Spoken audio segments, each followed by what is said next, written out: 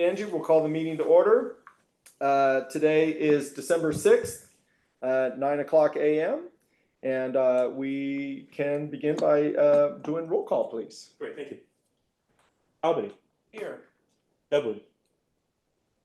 Oakland. Alameda County. Present. Pleasanton. Present. We have a quorum. Okay. At this time, we're doing public comment.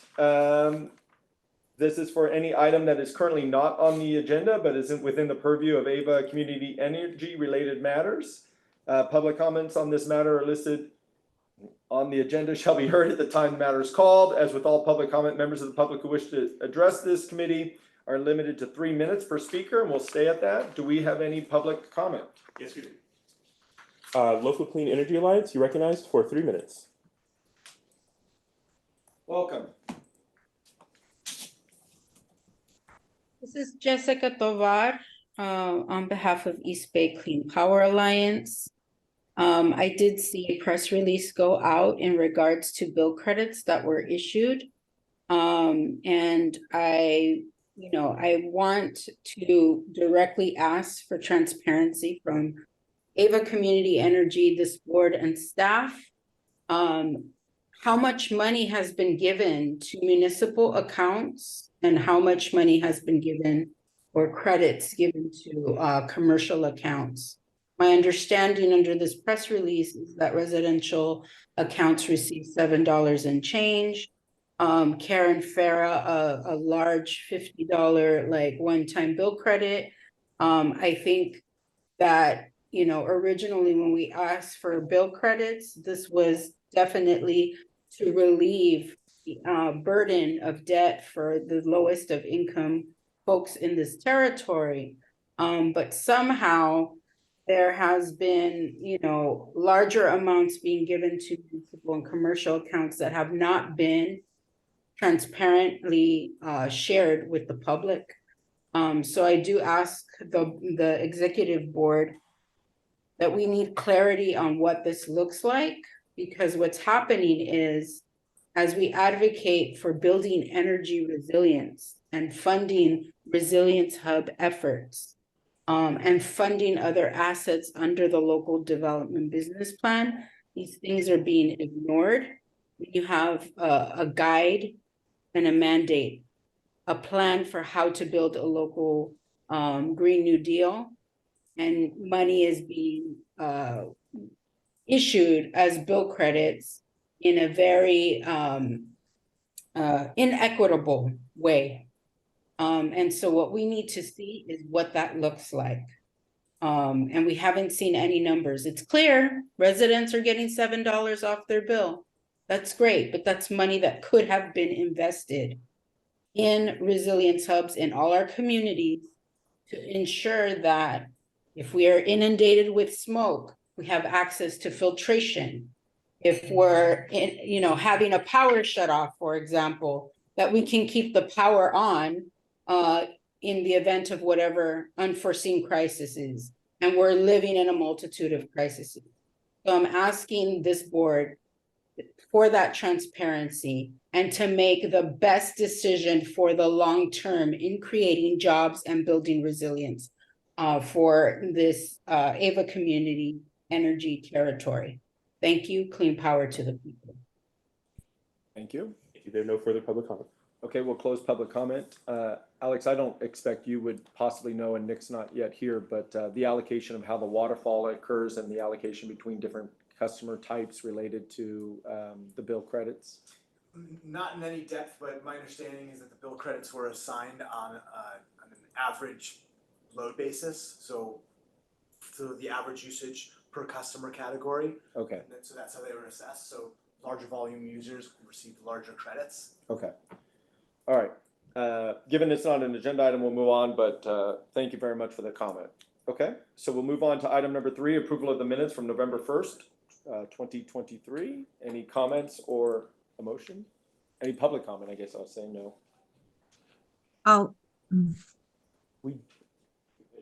Nick has, well, hold on.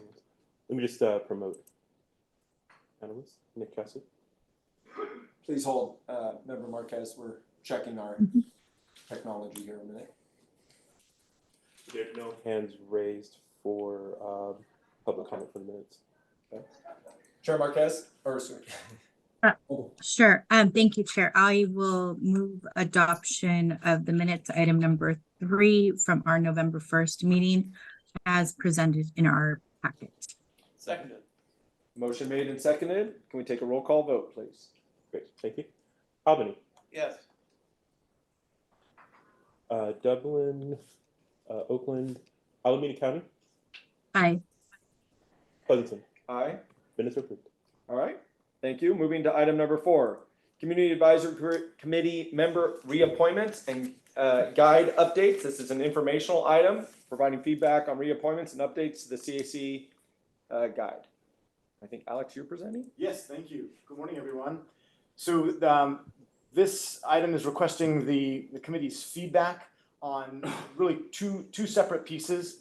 The first is the reappointment of the current and eligible CAC members who've confirmed their interest in serving an additional term on the Community Advisory Committee. And then the second are updates to the CAC guide, and these are spelled out in the staff report.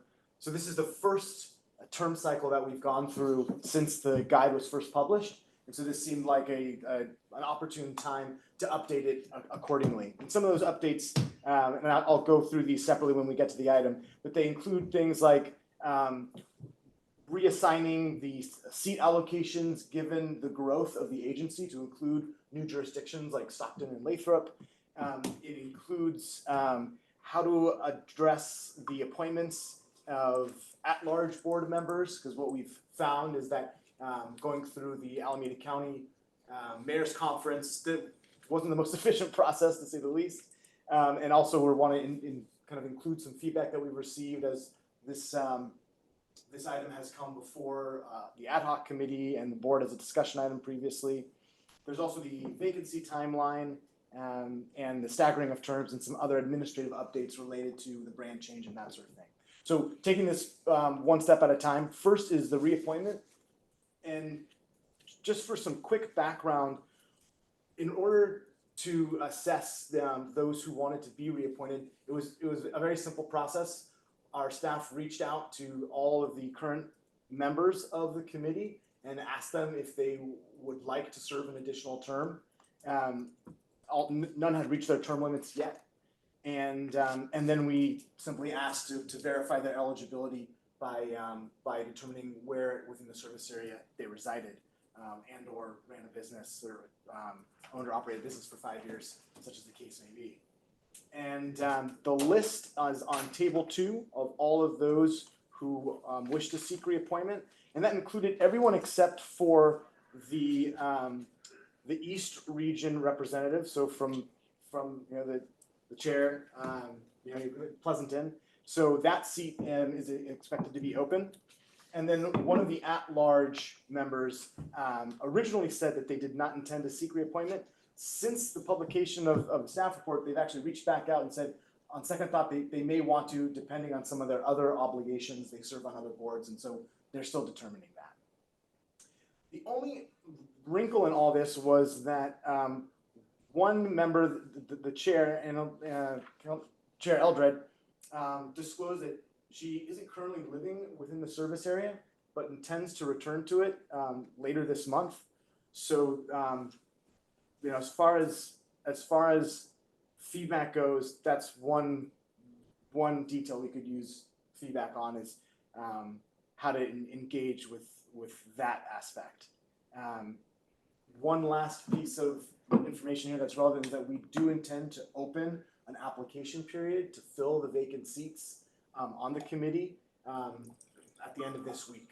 So we currently have all 5 alternate seats that are vacant, and then there will be the 1 seat from Eastern Region. If it was in the board's determination to ask the chair to reapply once she's residing in the service area again, that would be an option. I've included the qualifications for eligibility here, and according to the CAC guide, they require someone to be living within the service area or actively own or operate a business for at least 5 years there. So I think shall I pause there for feedback on that first item of reappointment, and then we can get into the CAC guide updates? I think so. That would probably be wise. Yeah, so, member comments or questions?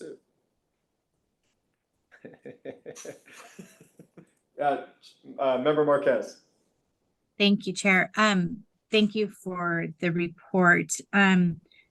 I see the qualifications listed, and it's very clear in terms of having to, I believe, own or operate a business, trying to find the exact language, but I'm just wondering, with many JPAs, boards and commissions, there is, typically a criteria where also just working in the jurisdiction is acceptable. So did we do a survey to find out, what other CCAs might be doing with respect to appointing their CAC members?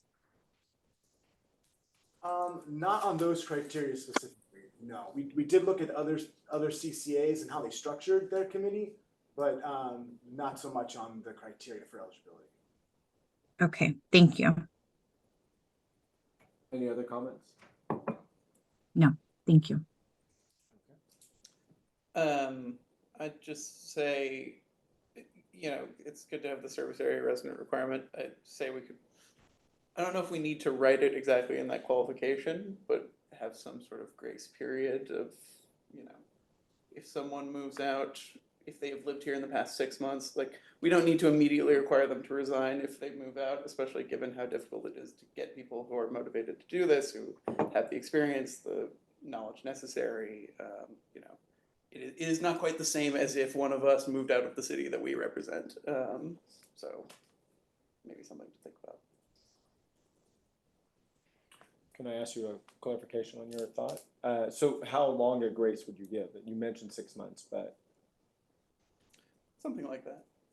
Yeah, I don't know if I'm there for a full 6 months. I think clearly, if you know what would be the I guess I'll play devil's advocate. What would be the period of time grace if there was a waiting line, right? A group of people wanting to get it, right? Could we defensively say someone who moves out of the area could still serve for 6 months if there was 15 people and 5 seats, right? And I'm just trying to think longer term. So, you know, maybe you have to reestablish residency within 90 days or something. I could probably do that.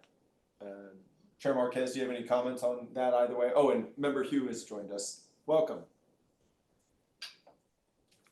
I think I mean, for me personally, if someone is, for whatever reason, why we don't know why they moved out of the service area, but if they're committed to moving back, I think I'd like to weigh that in terms of someone that is deeply committed to this work. And as was mentioned, it is becoming increasingly harder to find people to serve in these volunteer roles.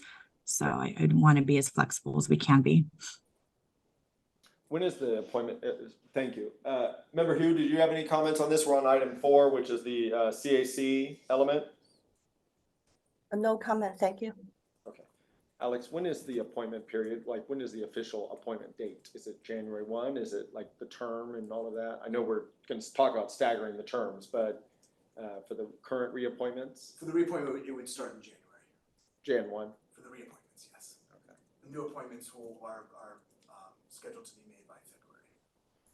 Okay. Well, I'll just say, I personally think 6 months is too great a time, but I'd be willing to compromise at something in the middle if you thought, or be amenable, members. And is that, you need, it's an informational item, so you need general direction. So are we comfortable with that, Chair Marquez or Member Hugh? Excuse me. Is 3 months or 6 months, do you have any opinion either way? We just have a question on that. I feel longer the better. 6 months to reaffirm, are they 1-year terms? They're No. 2 years. 2-year terms. So you'd let a person be out of the service area for a quarter of the time.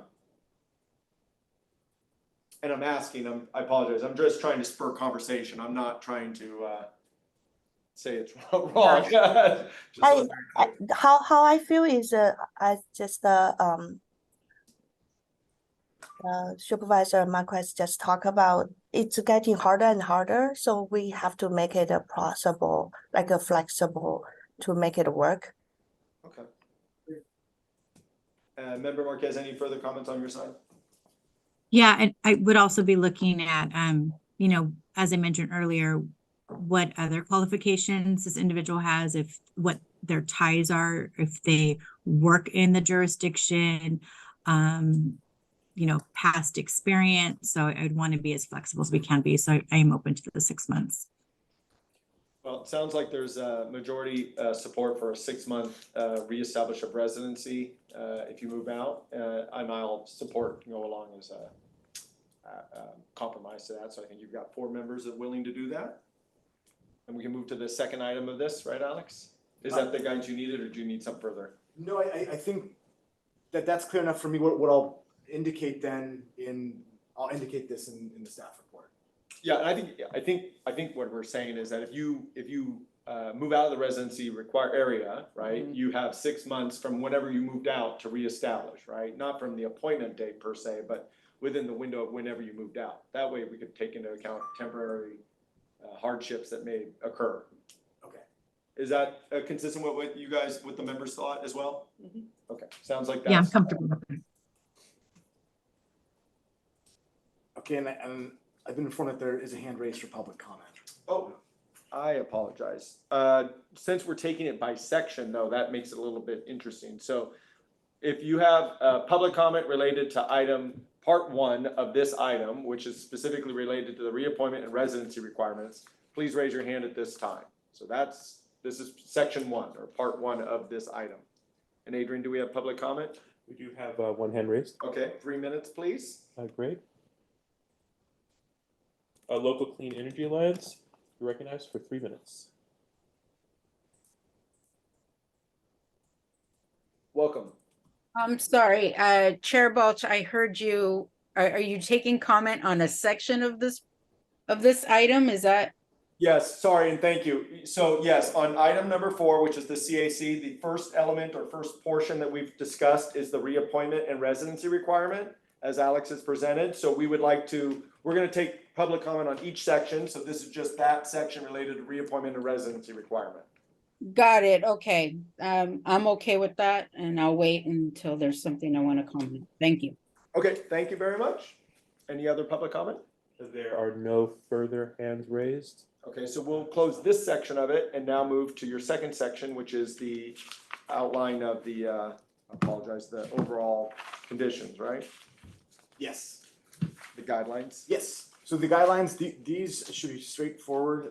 The first, and that would be 2A, is the reallocation of seats. Previously, we had an interim seat on the committee for Stockton while we sorted this out.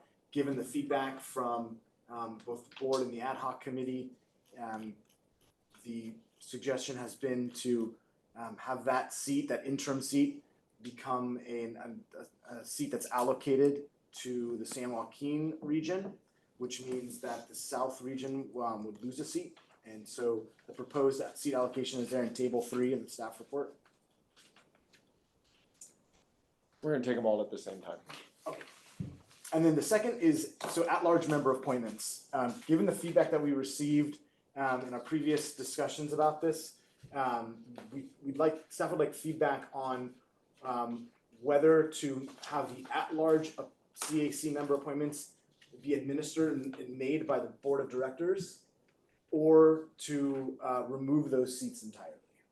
And the reasons why there are suggestions to consider removing the seats were because there was concern that the at-large seats would destabilize the regional balance that's struck here, being that the expectation would be that the at-large seats would often be filled by folks from Oakland in particular, since Oakland is so much larger than all the other jurisdictions.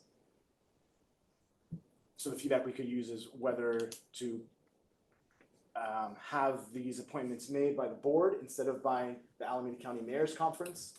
There, the challenge was aligning schedules. And also now now that our service area has grown outside of Alameda County, the Mayor's Conference doesn't really have the same representative value as it did previously. or to remove those seats. Do you, apologize, Alex, because you're pausing at each one. I was thinking you were gonna do all five and we were Okay. gonna circle around. Are you Sure. comfortable with that, or Yeah. do you want to? Okay. Then the next one, this is 2C, is the vacancy timeline according to the guide. The vacancies are to be filled within 90 days from the point that the seat becomes vacant. There's also the option of having alternates on the committee fill the vacancies. So that's been the practice to date. It's been to fill the seats with alternates, which is one of the reasons why now the alternate seats are now vacant. The challenge with a 90-day window is that it would mean that our staff would be often holding an application period each time someone left the committee.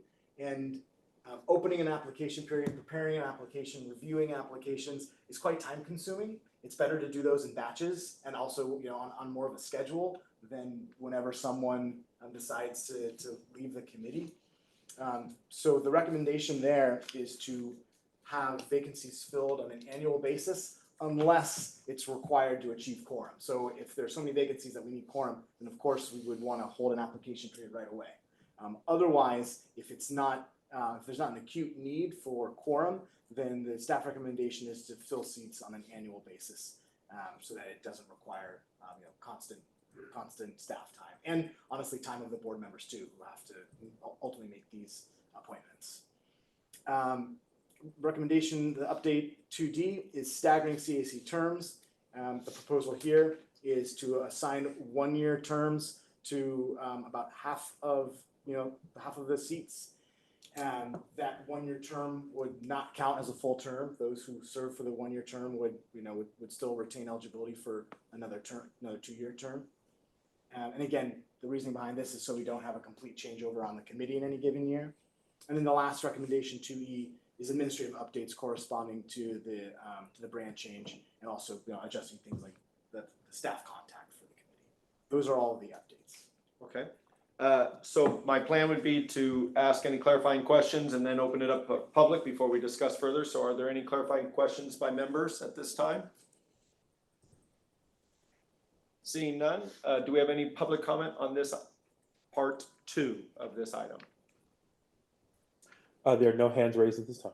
We'll pause a second because I think Ms. Tovar would like to speak. Give her a minute to see it.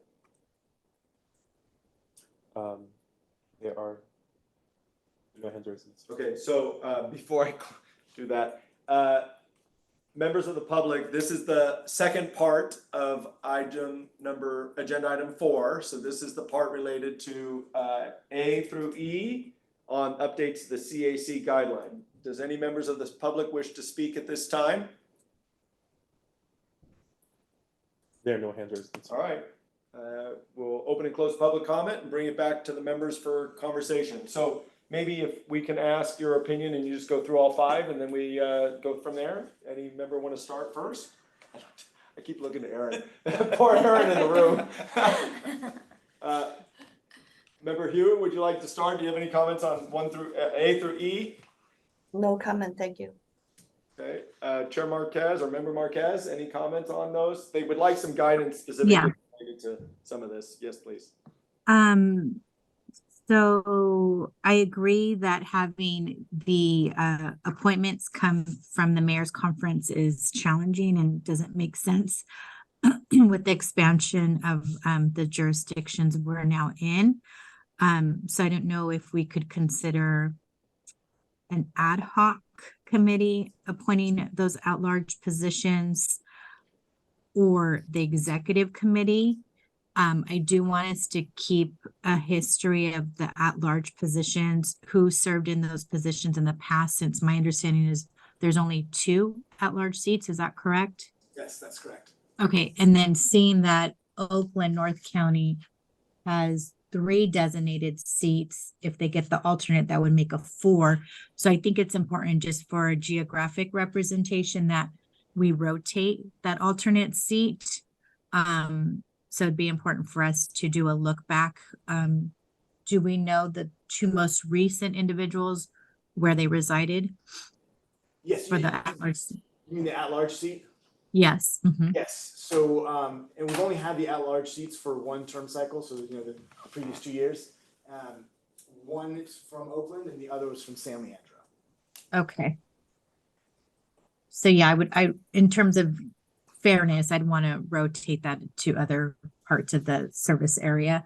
And I do agree with the vacancies once a year, if we could get on a specific schedule for that, just so that we're very open with the public.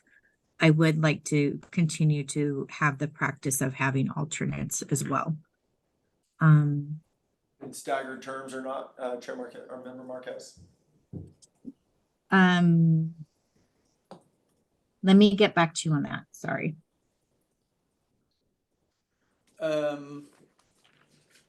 Largely agree with Member Marquez's points. I'm perfectly happy with the reallocation of seats, with the at-large being appointed either by the board or the executive board. I could go either way on that. With vacancies being filled on an annual basis and on the staggering, and I think it says somewhere in there, you can probably ask members to volunteer for 1-year terms, and I think that will probably sort this out pretty easily. Okay, so yeah, I pretty much agree as well. So the service area seat allocations, I think the allocation method, as we've discussed, is appropriate based on the feedback we received at the full board as well. At-large appointments, I do think retaining the 2 at-large is appropriate, and I do think either AVA full board or exec committee or however we've been doing it to appoint those. My my nuance about maybe one of the comments was, you know, the rotation of the at-large by geographical areas. Stop Waste does something similar. They require at-large to come from geographical areas, or excuse me, the chair, the vice chair, and they have a second, or we'll call it third chair, if they will, and they rotate those geographically so that there's always on their executive board geographical representation, right? But they're Alameda County only. We're much larger now with bringing on San Joaquin. So somehow us having the fortitude to alter or allocate the at-large seats geographically, I think is appropriate. Vacancy appointment timeline, I agree with annual. I wrote down semi-annual if we needed it, but annual for sure. Staggering the terms, I absolutely agree with that as well, so that we obviously build in knowledge base that keeps to transfer over and people can learn from old, you know, members that have served longer. And then the administrative updates, yeah. So, any further comments by any other members? Yes, so I also agree. I support the staggering approach and consistent with comments made in the past, fully acknowledging that South County is given up a seat in order for San Joaquin to get representation, but I think that's important. So I'm willing to do that. Thank you. Can I ask one clarifying question? Please. So Yes. as far as regarding the at-large seats, geographically rotating that, so would the policy be if a current jurisdiction has been represented there, such as Oakland, that in the next round of applications, it would only be eligible to folks outside of Oakland? I think personally, I would say I would prefer that somehow, but I also think and outside of the north-south, the way you've outlined the groups here, maybe that at-large has to rotate out of that one group. It can't be, that term can't be redone is what I guess I would say. It would be sectional, right? It wouldn't just be Oakland, it would be the north regions. The north region, east region, south. So right now, at large is central and north. So the next cycle, if we have to reappoint, Has those to two be out seats of would those. go to between south, east, and San Joaquin. Okay, and it would just never be the same region consecutively? Correct. That's what I mean I- to say. I prefer that. Do the other members, is that the guidance we're giving? That works for me. Yeah, and I agree. We should be saying region, not specific to just a city to not. Yeah, sorry, that was on me. Yeah, yeah. Can I ask another clarifying question? Is that for a single term or once they've served their, again, with the idea that sometimes it's been hard to fill these seats? If they've served for 2 years and wish to continue, can that at-large member continue, or does it need to cycle at that point?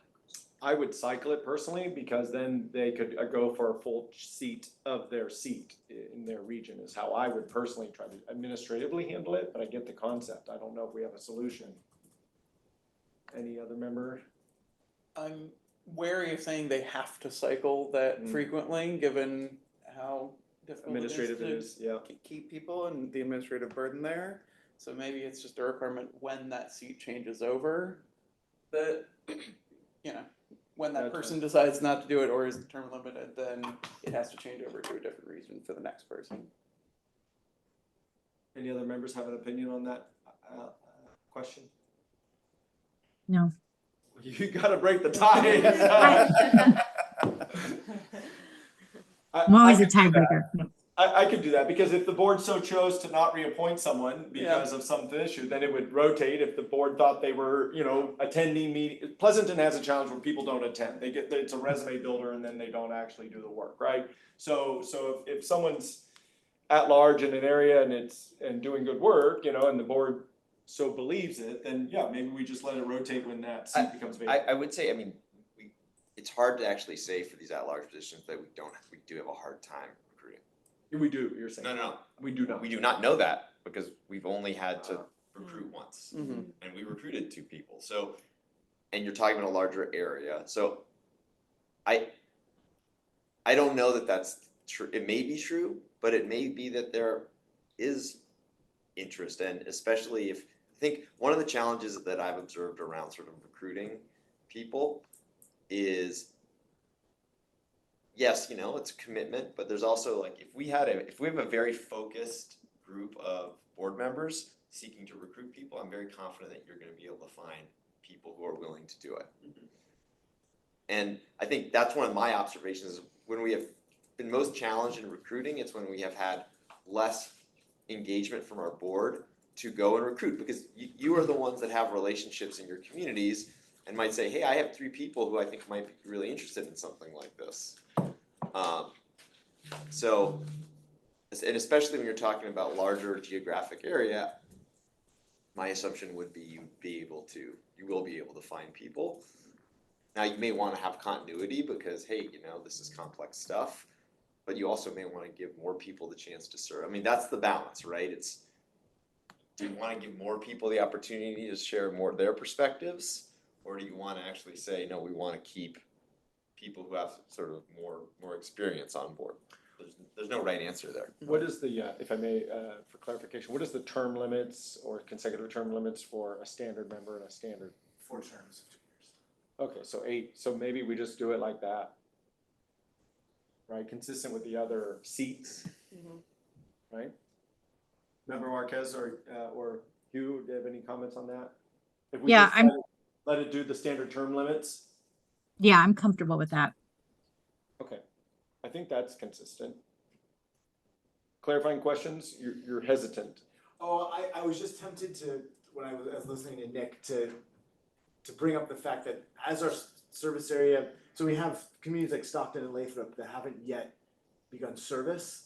And so one benefit of having the at-large seats change more often would be that it'll give customers in those areas more of an opportunity to participate. So that would kind of lean more. Yeah, so if you say have an at-large member who's there potentially for 8 years, you're sort of like, you're not getting that sort of rotation through different areas. I mean, it's gonna be a long time before, What if, okay, I don't know if we want to solve that problem, but conversationally, what if we wanted to have one be a limit of a shorter term and rotate more frequently, and one be more of an at-large that's a longer term, right? That frequently happens, a 2-year appointment or a 4-year appointment or something like that, or total term limits. At least for the at-large, right? The regional seats, I fully understand why we're doing it. Any comment? We should try to make some hay though. Yeah, I see that's done in the past. Some seats are more short term. It kind of gives people get their feet wet, see if it's a good fit for them. I don't mind kind of testing the waters in that way. And on that note too, do we have a policy around attendance? Yes. Okay, what is it? Do they have to attend at least 75% of the meetings, or? Yeah, I can't remember off the top of my head exactly, but yeah, there's a number of meetings that if they're absent from, then Okay. they'll be potentially asked to leave the committee. Okay, in the interest of possibly moving forward, I'd be fine with limiting the at-large members to two-year terms, right? Then it's rotating, and I would try to stagger them so that at least every 2 years, at-large is coming up. If someone was serving in the 4 years, you know, in the two consecutives. Does that make sense? So every year, I guess it'd be every year, right? That's probably how I would try to solve this problem. Okay, two-year terms. Just for the two at-large The at-large, positions. Yeah, we're just on at-large. Member Marquez or Hugh, any comments on that? That's fine. And just so I'm clear, the at-large and the designees for the region, those are the only voting members of the CAC. Alternates only step in when the representative's not available, correct? That's correct. Okay, all right. Yes, I'm fine with that. So it sounds like we have that. So to clarify, right, two-year terms on the at-large, rotating per region, and then the other members standard as recommended by staff. Thank you. Any further clarifications staff would like on that? I think we're clear. At least I- Okay, anything else on this item? No, I don't think so.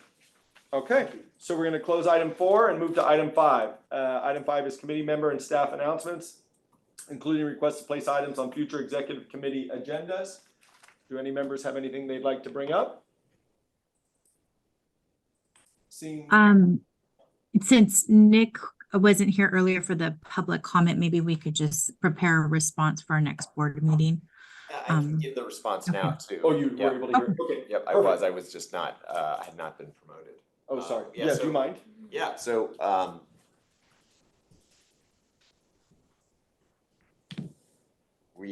it's a volumetric, so for residential, we did not do a volumetric. You know, basically, the way we calculate it is we know we have a dollar amount, $16 million, and we have a total consumption for the year, 7 million megawatt hours, more or less. Fairly simple arithmetic to sort of apply like every kilowatt hour or megawatt hour. Every one of those dollars is associated with, you know, $2 and change a megawatt hour, essentially. That's your share of the discount. So that's how we calculate what the share of the discount is. Simple retraceable arithmetic. For residential customers though, because we have so many, 650,000 accounts, doing individualized check amounts you're getting $6.42, you're getting $6.45, you're getting $8.22.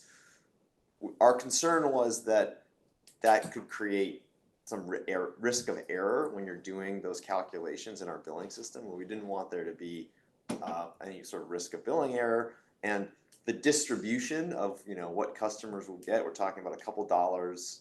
So a couple standard deviations, you're getting, you know, 95% of your customers are within, you know, $1 or $2 on either side. Okay, let's pick a single average for simplicity's sake from an implementation perspective. Okay, so that's the $7. Everyone else, you're talking about far fewer customers and larger amounts, and there's a much wider distribution. We just applied what was your end of year consumption, multiply that by the $2 a megawatt hour, $2 and something a megawatt hour, that's what you get. And recall though, care customers got $50 on top of that. So our care customers are getting more like $57, which, you know, I would say is a meaningful amount. And frankly, like, we're getting feedback to our call center. People are calling in or writing us emails saying, this was that $50 that I got made the difference this month between kind of squaring things and not. So. On a question on that, so the distribution even within residential, so larger residential users are slightly subsidizing lower volumetric residential users with the $7 itself. That's right. Okay. I have no further questions on that. Does any other member have any questions on that at this time? Seeing none, okay. Any other items or comments on item number 5, which is the staff announcements or committee member announcements? We have a comment on public comment. Thank you, Adrian. Let's go ahead and open for public comment on item 5. 3 minutes, please. Counselor Potter, you're recognized for 3 minutes. Welcome. Hello, this is Elsevier Potter with the Local Clean Energy Alliance and East Bay Clean Power Alliance. If I'm understanding correctly, this is a public comment time to provide comments on issues that were not on the agenda. Is that correct? That was at the start at item number 2, but you're welcome to go ahead and comment on future agenda items if you'd like. Excellent. Okay, well then, yeah, this is an item that I would like to be placed on the agenda in the future. You know, if that's the way that the timeline works out. You know, so in examining what was discussed at a previous finance committee meeting for AVA's solar billing plan, there came out that there was about $8.4 million that's been allocated to adders. And upon reviewing that, it really seems as though that funding could be allocated more equitably and more creatively, so that there actually is more solar implemented in the service territory, and that solar is actually most accessible to low income customers who wouldn't necessarily really be benefiting from a 10% reduction on the bill, where the payback period for solar would still be very, very long compared to NEM 2.0. And, you know, additionally, the adder that's most significant of about 2 cents per kilowatt hour, I believe, is, you know, for kilowatts that are being put back on the grid between 3 and 8 p.m., which would require customers to have storage, which, you know, if the payback period for solar is already too long for low income customers or even medium income customers, then, you know, people wouldn't be able to afford storage. So it really does require a pretty large upfront cost to actually even take advantage of these adders. So the recommendation from East Bay Clean Power Alliance is that $8.4 million be reallocated to a completely paid for direct install program targeted to low-income customers, and secondarily also targeted to customers with high daytime use, so that that storage has maximum impact, maximum value to the customers. Just on a brief calculation, 8.4 million on a you know, rough estimate of $3.5 per watt could pay for 2,400 kilowatts of installed solar with standard 400 watt panels and 12 panel solar systems. That would mean about 500 homes could actually be outfitted with solar throughout the service territory at no cost to customers. And so thinking about that 8.4 million that's been planned, I think, over the next 5 years for these adders, the suggestion is to really allocate those funds more equitably and more creatively in a way that will have an impact for customers, and specifically for low-income customers who are really being kind of written out of current policy like NEM 3.0 and even with these adders. Thank you. Thank you. Any other public comment? There's no further public comment. We'll close public comment. Just for that, Elsa, if you may, the executive committee looked at the adders in our prior meeting last month, and staff, it's my understanding we're going to bring that back as you assimilate all of the feedback from all of the subcommittees anyways, correct? Okay. All right. With that, we are moving to item number 6, which is closed session. We're going to keep this open. Before we go, we're going to take public comment first on closed session. So is there any public comment on closed session item number 6 at this time? There are no hands raised at this time. Okay, so I'll open and close public comment on item number 6. We'll adjourn to closed session, and then we will report out when we return. Thank you. And Adrian, they have a Zoom link or something for them? Okay. Peter, we are going to the other room, or we were thinking we were Yes. gonna stay here, but now we're going to. Do you want me to ask you that, sir? I believe we're going to conference. Number two knows where. Same floor, just down the. Just around the corner.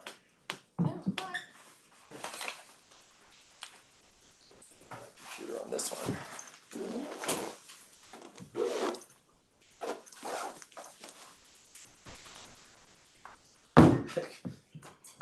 You got everything, take everything. Got it all? I don't know. I think it'll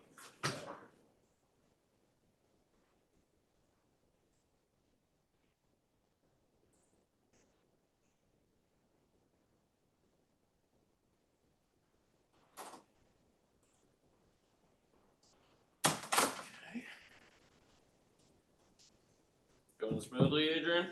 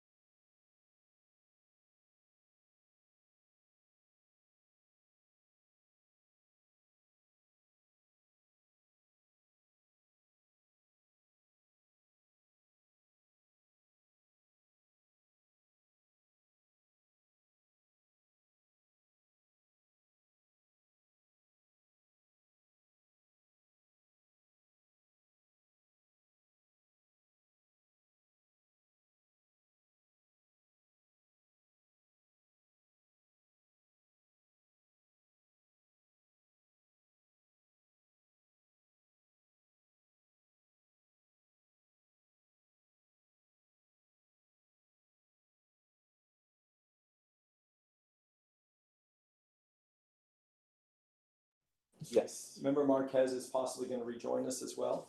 Do you mind,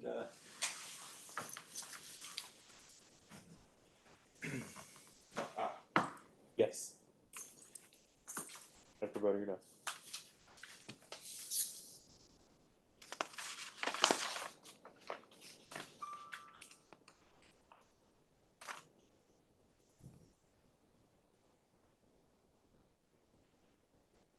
Okay, so I'm unmuted and, okay. So at this time, there's nothing to report out from closed session. We just wanted to make sure we noted that the executive committee will be meeting on January 10th, a week later due to the calendar for 2024. And the next meeting of Ava Community Energy, the full board, is on December 20th. With that, this meeting is adjourned. Thank you. Great, thank you. Thank you. Bye. I'm leaving, Adrian. Yes? Mhm.